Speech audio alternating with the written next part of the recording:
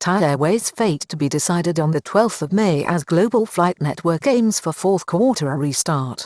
At a mini-cabinet meeting on Friday to review Thai Airways, it was decided to let the bankruptcy process take its course, meaning the firm's fate is now in the hands of its creditors. It comes as an International Air Transport Association (IATA) presentation to the press this week had the global airline body predicting that airlines will lose a further $48 billion in 2021, a figure revised upwards by 26.3% in recent months as the world has seen a large spike in the virus, driven by more infectious and dangerous variants. Thai Airways is unlikely to survive if the firm's rehabilitation plan is voted down at a critical meeting of creditors scheduled for the 12th of May next. A meeting of top ministers on Friday decided to firmly stick to the rehabilitation process, with Minister of Finance Arkham Termpatay afterwards stating clearly that the future of the airline is in the hands of its creditors. This came amid reports from sources within the finance ministry that ways to reinstate the airline as a state enterprise were being looked at after the issue was raised by key creditors. Globally, the international flight network is hoping to resume something akin to a normal flight schedule in the fourth quarter, with many countries aiming for a 75% vaccination rate. A meeting on Friday of top ministers agreed to proceed with the bankruptcy process for the airlines, which means that its fate will be decided at the 12th of May creditors meeting. Minister of Public Health Anutin Chanvirakul, right, says there is no question of renationalizing the former state-owned airline, while Minister of Finance Arkham Termpatay says the future of the carrier is in the hands of its creditors when they meet on that date to either affirm or reject the rehabilitation plan submitted to the Central Bankruptcy Court in March. The acting president of Thai Airways, Chanshin Srinatchagran, has said if creditors fail to give majority backing to the firm's rehabilitation plan on Wednesday, the 12th of May, then it is unlikely the firm will survive. If the creditors reject the plan, Thai is unlikely to survive. But if they vote in support, there will be an inflow of new cash which will boost its chances of survival, he said. Meeting on Friday of key cabinet ministers chaired by the PM to review prospects for Thai Airways. He was speaking on Friday following a meeting of top ministers including Prime Minister Prayut Chan-o-cha to review the airline's prospects. At the meeting also were the Minister of Finance Arkham Termpatay, Deputy Prime Minister Supatanapong Punmachayowa, Anutin Chanvirakul and Wisnu Kringam. Minister of Transport Saksayam Chidjok also attended the meeting by video link from Buriram, where he is being treated for a COVID-19 infection. Ministers insist that the future of the airline hinges on the outcome of the bankruptcy process next month. Ministers after the meeting denied the question of Thai Airways being redesignated as a state enterprise again was discussed. Prior to the firm seeking bankruptcy protection from the court last year, the firm was divested of its status as a state enterprise, which saw shares sold to an investment concern to reduce the state's stake below 50%. The move has also assisted management in dealing with unions at the former state airline, who had hitherto played a powerful role in its affairs.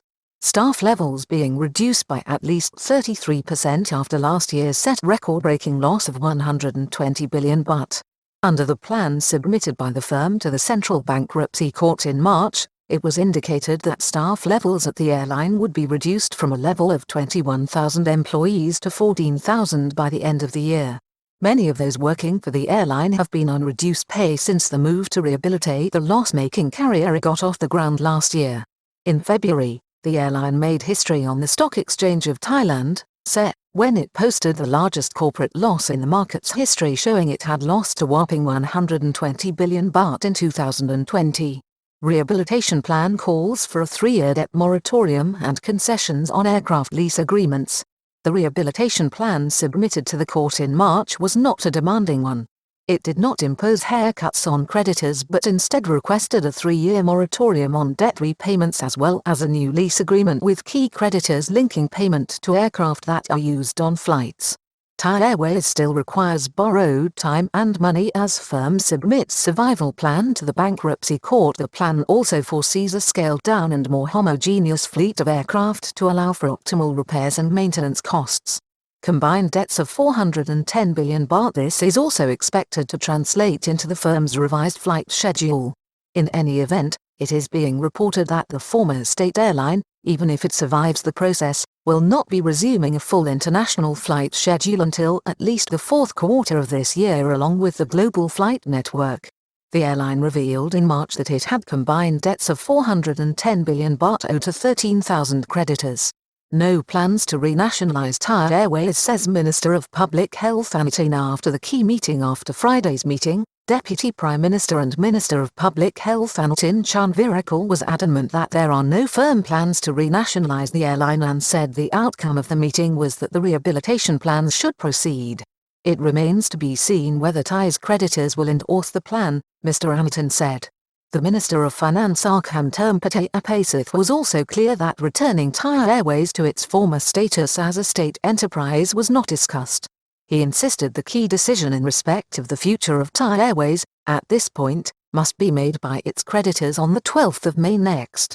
Sources at Finance Ministry say the possibility of redesignating the national carrier as a state enterprise has been raised by creditors to strengthen its position. It comes as sources within the Finance Ministry are suggesting that creditors of the troubled airline feel its return to the status of a state enterprise may strengthen its position as an international flyer and its ability to access routes.